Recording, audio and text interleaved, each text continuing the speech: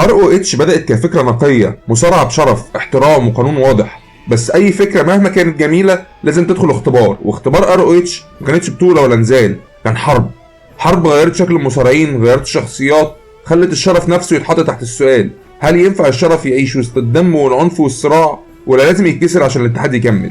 الجزء ده مش عن التأسيس، الجزء ده عن الاختبار الحقيقي لوجه الشرف. أنا كريم، وده المكان اللي حكاوي المصارعة ما تموتش فيه أبدا.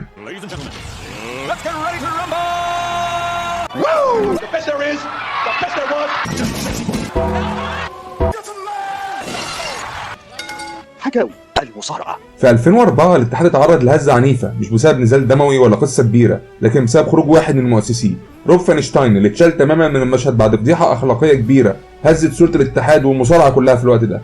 القرار كان قاطع، الراجل اللي كان شريك في التأسيس خرج بره ROH نهائيا من غير تمهيد، من غير وداع، من غير فرصة رجوع. الخروج ده ما كانش إداري وبس، ده كان أول كسر حقيقي لفكرة الاستقرار اللي ROH اتبنت عليها. مع خروج فينشتاين حصل التغيير الكبير، جابي سابولسكي بقى متحكم الكامل في الهوية الإبداعية للاتحاد، ومن اللحظة دي ROH بدأت تميل ناحية واقع أقصى وأكثر عنف وأكثر صدق وأقل تلميع. هنا الباب اتفتح رسميا لدخول نوع جديد من المصارعين، ناس مش جاية تمثل، ناس جاية تحارب. وأول اسم دخل من الباب ده كان هوميسايد، اللي ما دخلش ROH كمصارع تقني ولا حد بيقبل من المصافحة ولا كود اوف اونر، ده دخل ابن شارع بكل ما تحمله الكلمة من معنى. اسلوبه جوه الحلبة كان صدام مباشر مع هوية الاتحاد، براولينج صريح، ضربات تقيلة، استخدام جسده كسلاح، كراسي، دم، اشتباك مستمر من غير نفس. هوميسايد ما كانش بيلعب ماتش، كان بيدخل خناقة. مفيش بناء تقني هادي، مفيش احترام مسافات، دايما قريب، دايما خنقة، دايما احساس ان النزال ممكن يخرج عن السيطرة في اي ثانية. حركاته كانت بسيطة بس موجعة، مبنية على الواقعية، على الاحساس ان اللي بيتضرب بيتألم بجد. وجوده كان صدمة للجمهور اتعود على السبمشن والمصارعة الارضية والمصارعة الفنية الجميلة. فجأة لقوا نفسهم قدام واحد بيكسر القواعد بعينه ومش طالب اعتذار. هوميسايد ما كانش بيحارب خصمه بس، كان بيحارب فكرة ROH نفسها، فكرة ان الشرف قانون ثابت لا يتغير. وهنا السؤال الحقيقي اتطرح لأول مرة، هل الشرف قانون لازم يتطبق مهما حصل، ولا مجرد فكرة بتنهار أول ما الحرب بتدخل الحلبة؟ بطولات هوميسايد في ROH كان بطل العالم مرة واحدة في 2006، وبطل الفرق مرة واحدة. بعد ما ROH شهدت دخول هوميسايد وتحول العنف من فكرة إلى واقع، ظهر صوت جديد، إيدي كينغستون، الراجل اللي مش بس مصارع، ده شهادة حية على الألم، الفشل والغضب اللي بيعيشه في قلب أي إنسان واقعي. مش بيجي عشان يحافظ على كود اوف اونر ولا عشان يلمع صورة الاتحاد، ده بيجي عشان يحكم على المصارعة نفسها. اسلوبه على الحلبة بارك براولينج خالص، ضربات حقيقية، حركات بتوجع، بروموس من القلب. واحد من افضل الناس اللي بتتكلم على المايك في المصارعة، بيتكلم من قلبه، من الحياة الواقعية، من الألم الجمهور بيحس بيه. ايدي كينغستون مش كان بيصارع خصم، كان بيصارع كل التقاليد اللي بتخلي المصارعة مجرد عرض، كل القواعد اللي ممكن تكتم صوت الحقيقة. جمهور واقف قدامه مستغرب مصدوم، لكنه لازم يحترم الصدق اللي بيقدمه، صدق مش بالقوانين، صدق بالواقع والحقيقة. وجوده خلى الحلبة ساحة اختبار جديدة، هل الاتحاد قادر يواجه الواقع؟ هل المصارعين هيستحملوا الصوت اللي بيحكي كل حاجة من غير فلتر؟ هنا اتضح ان ROH بقت اكثر من مجرد مصارعة، بقت تجربة. كل من يدخل الحلبة لازم يكون مستعد يتحمل الصدق، الدم، الحرب الداخلية اللي جاية مع كل ضربة وكل اخضاع وكل انذار ناري هيحصل بعد كده. ROH بعد دخول هوميسايد وإيدي كينغستون والتحول للعنف والصخب لقت روح جديدة، روح ما كانتش عن القوة بس، لكن عن العقيدة، الولاء وتضحية. هنا ظهر فريق ما يتشافش بس كأبطال فرق، لكن كعقيدة كاملة، جاي اند مارك بريسكوز.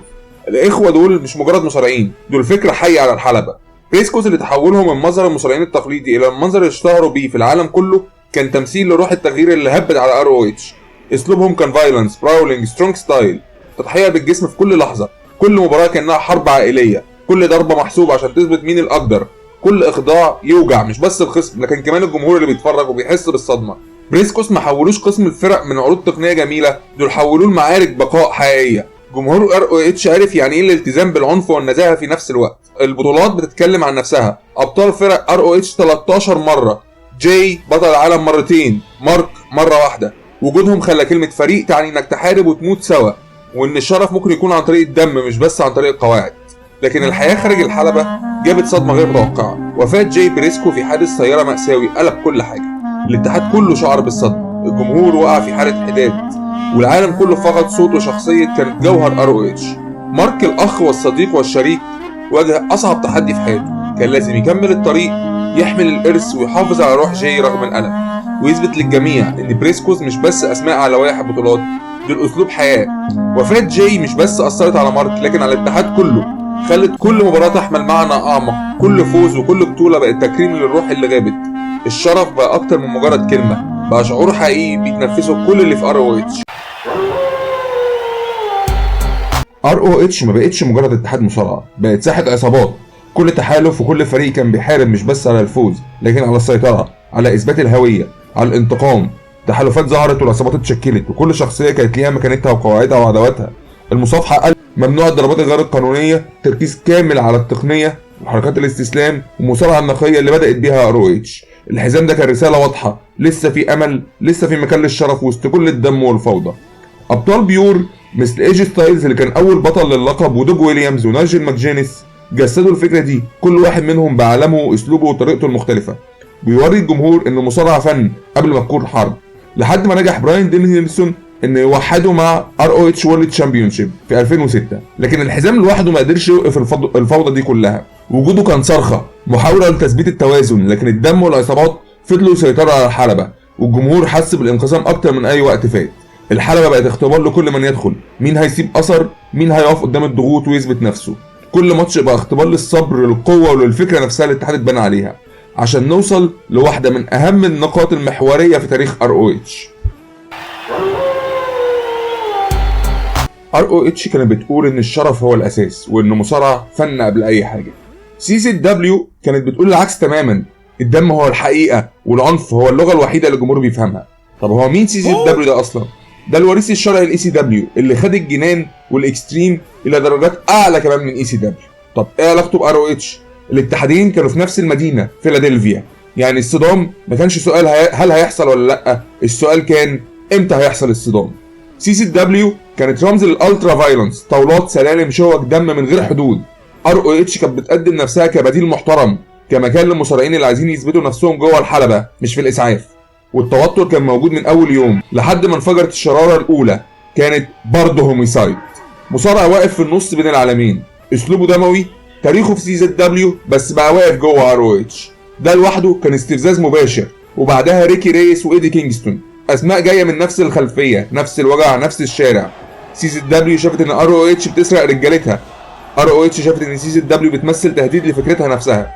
وفي 2006 الحرب بقت علنيه، مش ماتش، ده غزو كامل.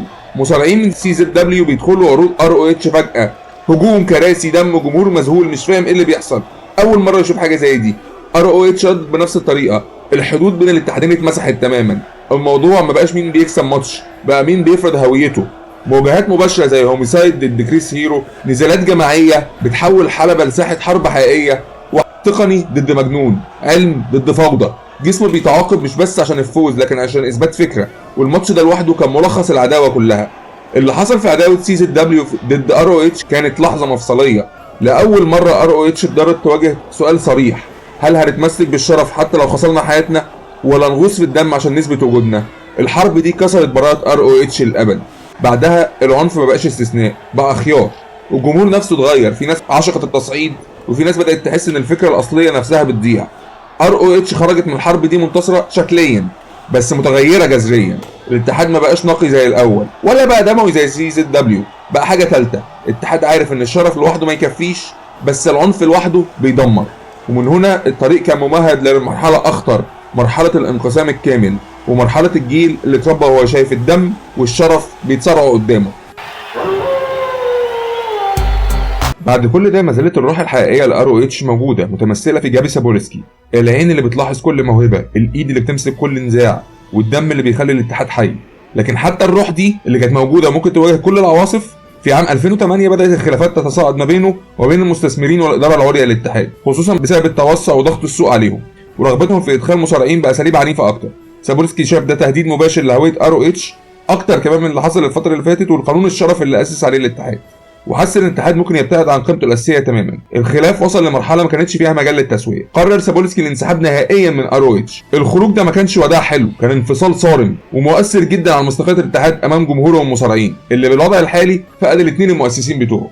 بعد رحيله ادم بيرس استلم دور المسؤوليه الابداعيه جزئيا وبدايه التحكم في المصارعين وكبوكر للاتحاد، لكن الاتجاه الجديد للاتحاد بدا يميل ناحيه الدم والواقعيه القاسيه اكتر واكتر، التحالفات بعيدا عن المصافحه وقانون الشرف الصارم. دلوقتي ROH وقفت في مفترق الطرق، مصارعه نقيه ولا حرب صريحه، جمهور منقسم واتحاد منقسم، والهويه نفسها بدأت تتراجع بنسبة كبيرة. لكن وسط الفوضى دي كلها كان في شيء واحد بس واضح بدأ يبرز للعيان، الطريق للجيل الجديد اتفتح، واللي جايين مش هيسألوك على قواعد، هيسألوك ازاي نسيب اثر ونكسب. وده ابرز ابطاله تايلور بلاك، مصارع بيبني اسطوره من تحت الصفر، ذكي وتقني وقادر يحول اي مباراه لتاريخ. ادم كول لاعب جينيريكو روح المكسيك في ROH، اسلوبه سريع مذهل ومليان حيله وتنطيط سريع. كيفن ستين الوحش الواقعي، مصارع دموي ولكنه ذكي ويحط نفسه فوق كل القوانين. جاي ليسل احد اهم ابطال ROH واكثرهم احتفاظا باللقب لمده طويله، جيل اتربى وسط الفوضى، وسط الدم والعقيده والعنف، مش على قواعد الشرف بس. ده اللي هيخلي الجزء الثالث اكثر حده واكثر صراع واكثر عنف واكثر اثاره من اي وقت فات.